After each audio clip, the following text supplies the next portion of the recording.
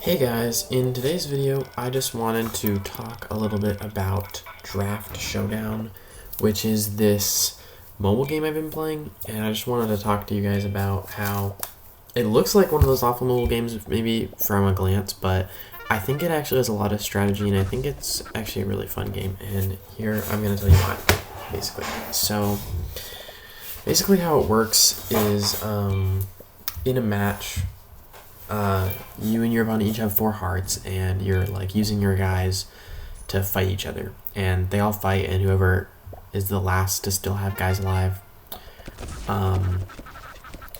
takes one of the opponent's hearts, basically. Just destroys it. You don't like steal it or anything. Anyways, but yeah, and then to get your guys, you draft little cards from your deck, and basically your deck is made up of 4 different kinds of troops. And then there are spells later, but those are not really important. But anyways, yeah, so you'll randomly get 3 or 4 guys to pick from. And yeah, and there are just different kinds of troops, and there's a lot of strategy to it, I think. Yeah, the troops have differences in stats and range and stuff, and how many you get, like when you draft. Like a snail, for example, they're really powerful, kind of, so you only get 1.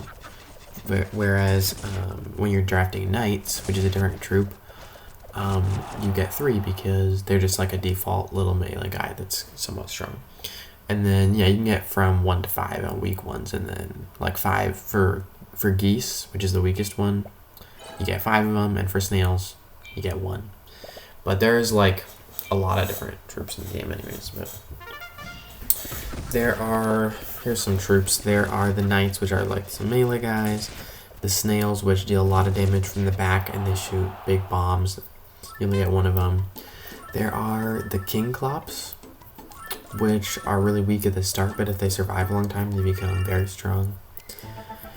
There are snipers, which sit in the back and deal a ton of damage, but they don't have a lot of health. Splimes, which you get 4 of them. They're kind of this like overwhelming melee force, and you can like merge them, and they're kind of hard to get rid of. There are moles, which can go underground and avoid range damage. Different troops have different range. For example, like melee is 1 range, and then the snails are 5 range. They can hit across the whole map. Same with snipers too. And then there are different things at 3, 4, and 2.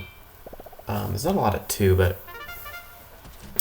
anyways, the strategy, or a lot of it, comes from trying to counter all the different things you could come across, and have a deck of 4 that can adequately deal with everything.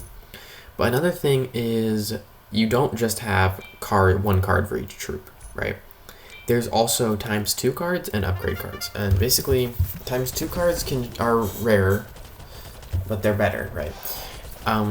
And they can show up when you have 2 to 4 sets of a guy. So like for geese, since you get 5 of them, it's 10 to 20 geese you can get a ×2. But for knights, since you only get 3, it's 6 to 12 knights when the ×2 will be able to appear. And so planning around getting as much value from your ×2s as possible is a part of the strategy, and I think that's pretty fun. And then there are also upgrade cards, right? So if you get enough experience in your cards, you get them to like experience 5 or whatever, you get the 2nd upgrade, and then if you get experience 3, you get the 1st upgrade. And then it mixes in upgrade cards once you have more than 2 sets, or 2 sets or more of a card. So like, 6 knights, 10 geese, whatever. It'll mix in upgrade cards for them.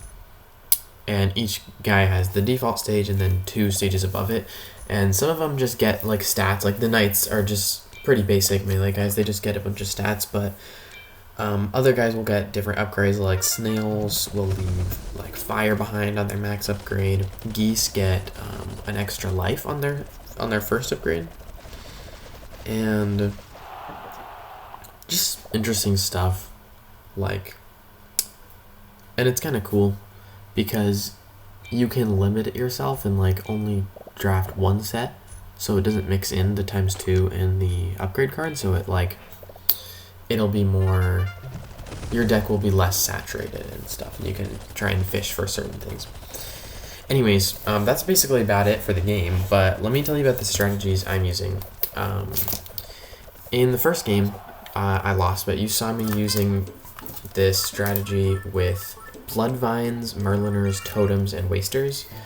Basically, the goal is to kind of do like a healing spam thing where the Bloodvines basically are these guys with a good amount of health that whenever they deal melee damage, they heal themselves. And then the Merliners are these guys with 3 range. They deal a good amount of damage, and they give a defense boost to one nearby thing. When you upgrade them, they give to 2. They give their defense boost to multiple things, and you know. I think the reason I lost is because the strategy doesn't deal very well with backline stuff like snails and snipers, but also because I don't have those. I haven't used them very much yet, so I haven't gotten them to rank 5, so I don't have their max upgrades, which is really important for, well, it's important for the Bloodvines, but it's also very important for the Totems, because the Totems are really useless at level 1, but at level 2, they give an attack boost to everything nearby, and level 3, they also give constant healing to everything nearby, which is basically going to be really good. And I was also using Wasters, which they're these little guys that run up and explode, and they don't deal a lot of damage, but they leave behind acid puddles that deal slow damage, and also at their max level, they'll heal your guys if they're standing in the puddle, which I thought would be good, but ultimately I think the way for that strategy to work would be to switch out the Wasters for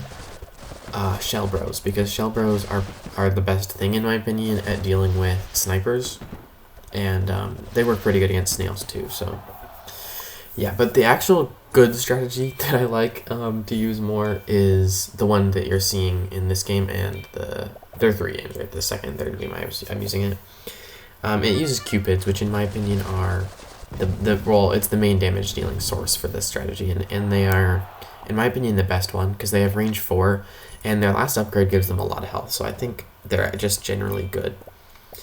And then it also uses engineers, which help protect your back line from like assassins and stuff, and well, assassins, they teleport to the back line. Basically, okay, that's it. That's pretty much it for the video, but basically, I think this game has a lot of strategy, and I think it's really fun, and yeah.